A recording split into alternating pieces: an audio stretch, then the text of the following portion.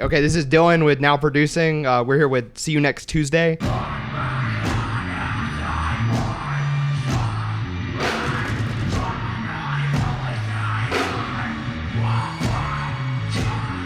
What was it like re-entering the studio after so much time for Distractions? It was a vastly different writing process, for sure. The Distractions, I kind of like made a little home studio type situation, and I programmed all the drums myself, and I recorded all the guitars and bass and stuff myself. Programmed drums, man. Sometimes you just don't have a drummer. Jimmy Blastbeats was not in the picture at the time, unfortunately. As all the drummers on this entire tour just walk in the room. I wrote over time, I kind of just started piecing songs together and was recording stuff as I was writing it, whereas Parasite and Intervals, we wrote as a band. Especially Intervals was the last thing we wrote, and we wrote that probably like 50% in the studio and 50% at a practice space. So it was a lot of like all hands on deck. You were the only studio member for that? For which one? Distractions? Well, he ultimately came in and did the vocals. He didn't really enter the picture until, I don't know, I was basically probably 80% done. You had about 7 or 8 songs written. Out of 14, yeah, so yeah. About halfway. Yeah. He also took his time. It was a project that took damn near a year and a half. Yeah. Before everything was said and done. But it wasn't like, I still existed as a human being. Like, I wasn't like 22 and living on a friend's couch type shit, So I didn't just eat and breathe See You Next Tuesday. I worked a day job and have a wife and 2 puppies and a couple stepkids and, adult shit. So yeah, vastly different. Yeah. In that regard. That's really surprising to hear considering how tight you guys are live. It really would seem that like it was written together. We practice a lot. We're pretty. We actually don't at all. I mean, it's I say this with him all the time when it comes to like learning something new or playing something. I was like, it's hard for the sake of being hard. Like that's literally what See You Next Tuesday is. Like it's weird patterns and difficult phrasing that is all really fast because that's what we are. Yeah, it's so technical. Yeah. So yeah, I mean it's hard, but it just requires the diligence, and we all put in the work.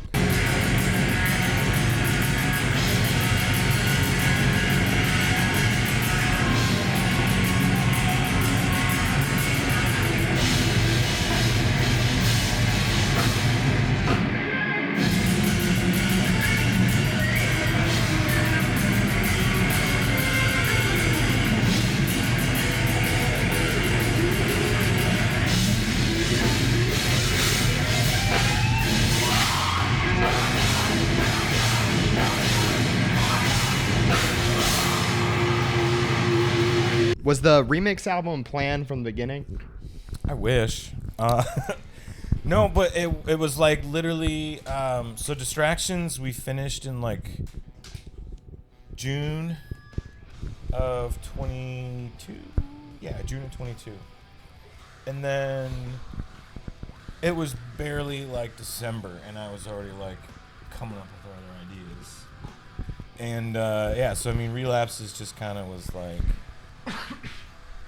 I don't know. It just kind of fell together. It didn't really come together till February, right when Distractions was released.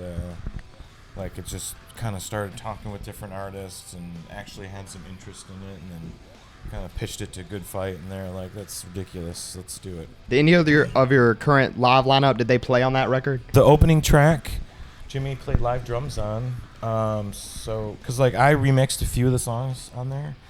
The first track, and then both the really short songs. The remix of Strange Music, Love, that was one that I did too. The 2 short songs on Distractions are like really short, like mostly electronic, like cybergrind-ish type of things. We remixed those to be like live grindcore songs, so like real guitars, and he played live drums on those. So that was like his debut of recording with us was on Relapses. So he was on 3 tracks, actually. 3.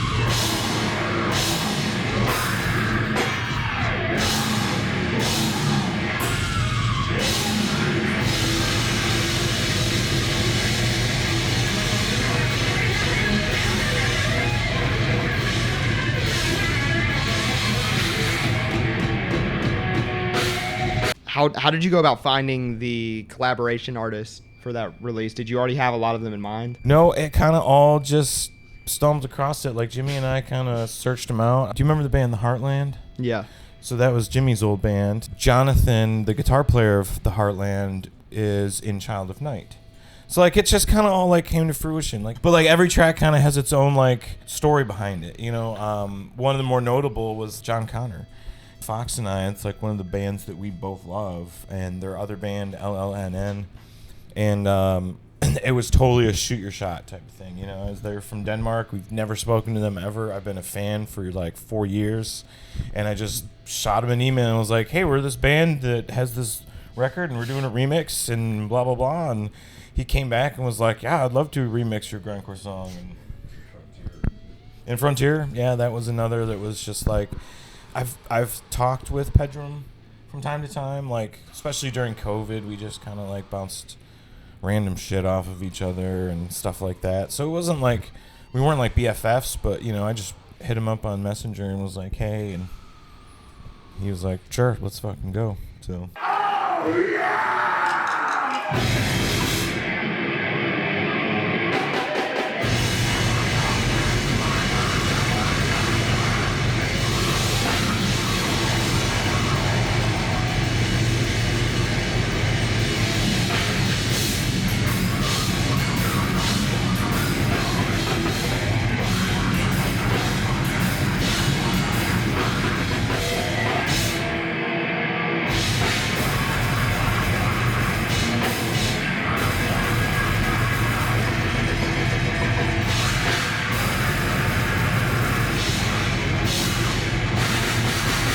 With the remix album, are you planning on pursuing a more electronic sound for future releases? I hope so. Fox spent like $80,000 on synths recently, so I did spend a lot of money on Eurorack gear recently. I don't know if it's 80,000, but it's probably 80,000. He sent me photos of it. So I have this tiny little Eurorack that I use live to like manipulate samples. Yeah. And he's been into electronic music as long as I have, and has always wanted to get into it. And then he just like started buying shit out of nowhere and send me those pictures. And I'm like, dude, your house looks like a YouTube channel. I have a lot of gear now. I don't know if I'm a musician yet, but I have a lot of gear. It's more being like a mad scientist, I feel, when it comes to Eurorack. It's really because it's math more than anything. You know, it's not. You know, obviously, I've been listening to electronic music since I was a kid, but like, it's math. It's not like, you know, like it's not about like knowing what to play, like notes or anything. It's just about like it's like knowing divisions and like manipulation of voltages. I'll say that. I'd love to see a synth gearhead channel from you, man. You know, some real serious synth reviews. You know.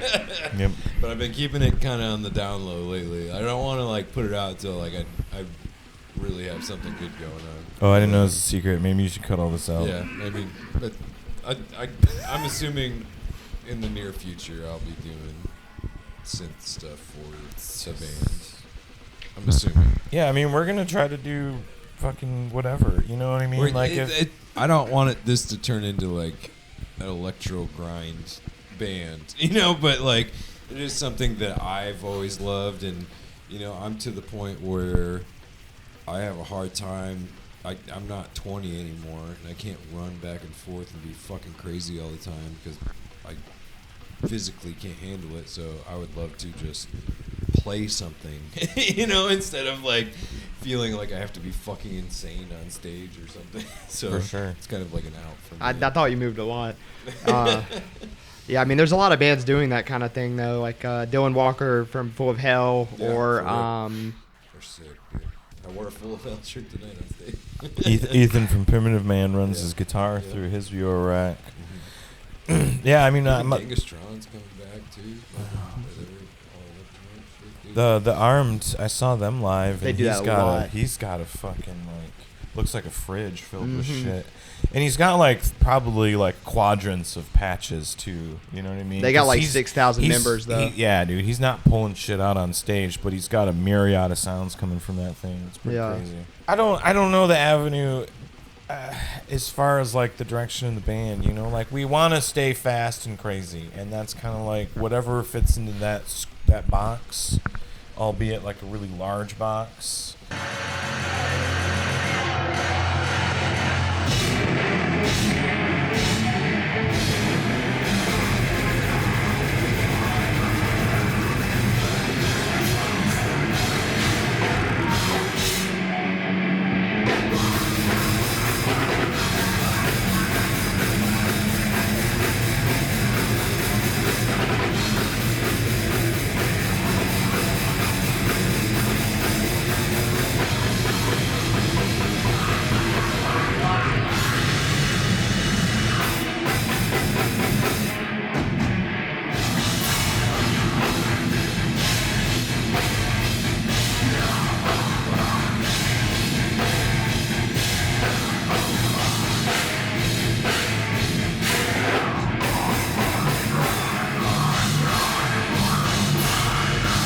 Yeah, we're putting out a split with the band Meth. That's great. Yeah, Love Meth. and we did like this kind of like social experiment, if you will. Where like Jimmy and I wrote 3 tracks worth of music, and then Meth wrote 3 tracks worth of music, and then we exchanged the drum tracks. Oh, wow. And then we each wrote music over the same drum tracks. So like you hear Jimmy just blasting the shit out of it for 3 songs, and then you'll hear their songs with them over it, and it's crazy, and vice versa. It's So it 12 was really songs. fun. It was to kind of speak on the direction of the band. It's kind of like the stuff we do on that is nothing like anything we've done yet. But it also sounds like us, for sure. Yeah. The biggest thing that I kind of had to take away from Relapse is not necessarily the electronic aspect, but the collaborative aspect. Getting to work with all these other musicians, and like especially having Pedram and Chad from Frontier. Like that song we did with them was a new song for that record, and it was a total collaboration. Like Pedram and I sent music back and forth over the course of like 3 months, and it was just really, really fun to do something, and it, it tests you as a musician and an artist, I guess, and it helped me kind of push past some like hurdles that I have as a musician, like trying not to write the same thing over and over. You can only write so much shit, I guess, but like, yeah, it just really helped me push the boundaries, and I think all of us really kind of benefited from it too. So. Hopefully we get to play it live, so Jimmy goes like this.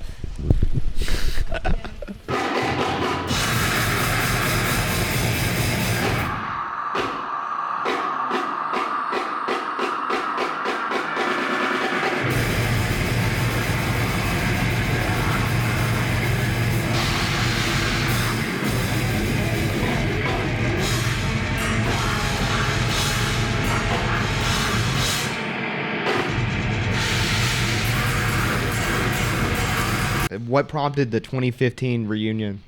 2015, when did we do that? So we did Don't Call It a Fest. That's our According first to show every back. source, that's when y'all first reunited. Our first show back. I'm a part of this group called Dead Church. It's like a power violence band out of Detroit.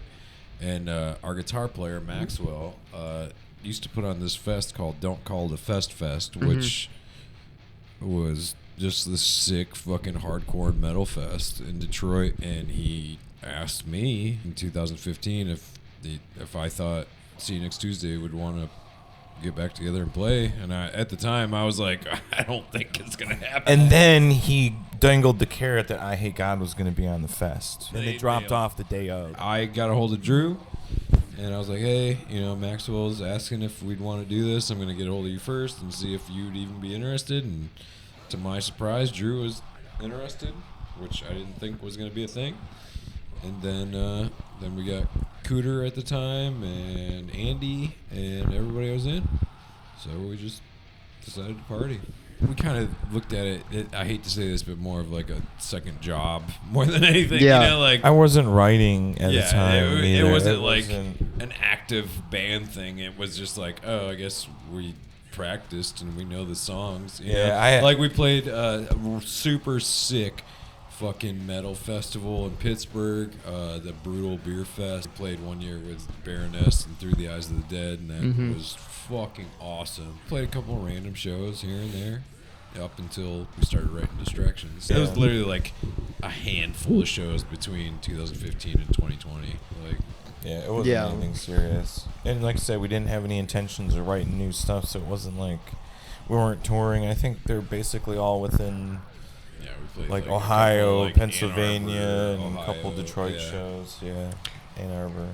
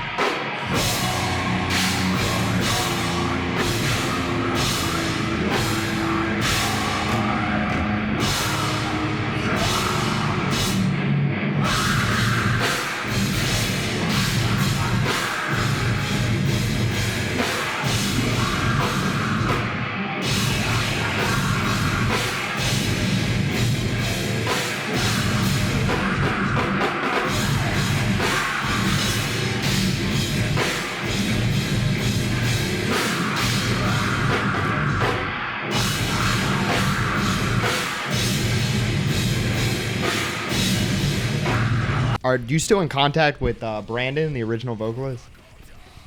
Bear? Yeah. I'm not. I think if I haven't. Rick is still in contact. I was gonna say, if anything, Rick and him were the closest. I love Brandon. for the record, like we all love him. Yeah, we're all just like, he's an adult with a big boy job. Like he's got some. Like he wears a watch, like not like. What are you trying to say? I got a fucking watch. Yeah. Not like a phone, but like like it's nice. He probably paid like a couple $1,000 for it. Like that's that motherfucker's got a watch. I mean that is a caliber of job. Brandon, the watch guy. Yeah, that's what I'm talking about. You don't give a watch. Brandon, if you watch this, I love you. I'm not wearing a watch because I am a mailman. I am a blue-collar employee. Pro unions. Yeah. Hell yeah. I was wondering if there's any chance that y'all were going to musically collaborate with him in the future. With Bear? Oh, I doubt it.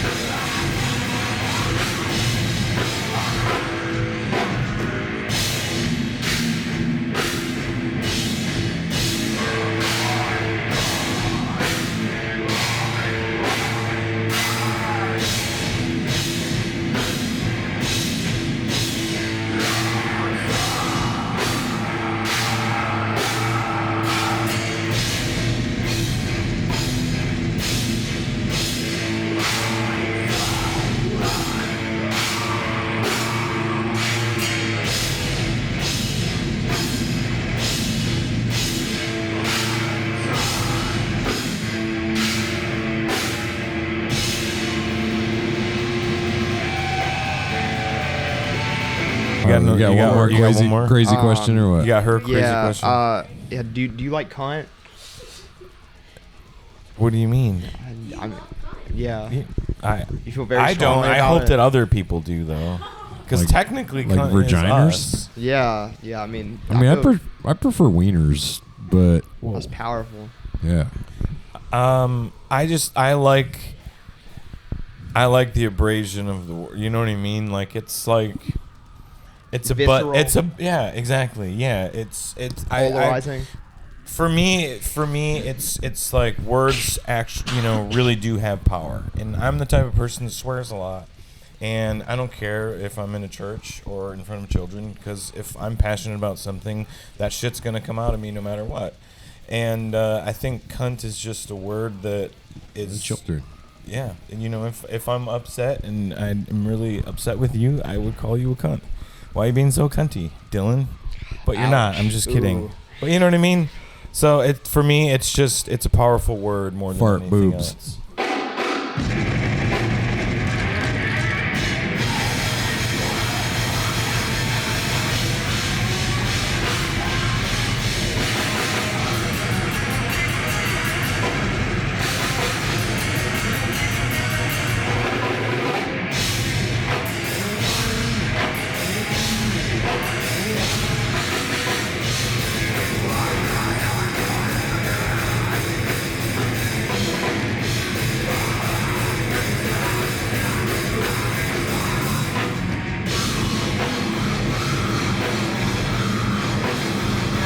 Is there anything you want to say to close out about the future of the project or anything? Brandon's gonna come back as the singer, and I'm gonna quit. Oh man, ouch. I'm going to go to sleep. No more See You Next Tuesday. Womp womp. You guys just broke the band up. Yeah. How do you feel about that? Heavy stuff. All right, I'm going to go to sleep. All right. We got a hotel 15 minutes away. All right. Thanks so much for watching. Go buy our new record that Fart came boobs. out November 8th. Brandon. Beautiful.